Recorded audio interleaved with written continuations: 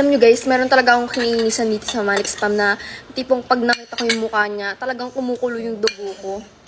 Tapos feeling niya, pogi siya, hindi naman siya pogi. Tatari-tarayan pa ako. Alam mo naman pogi siya. Pinupush pa nila kami dito, hindi naman kami bagay. Diba tigilan nyo ako, hindi nga kami bagay. Ayoko nga dyan. Oh, cute siya.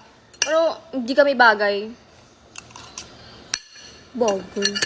Ang dami sinasabi ng mga tao dito eh. Anong eme? Ba't ka nakikinig dyan? Inainis daw siya pero cute daw. Oo.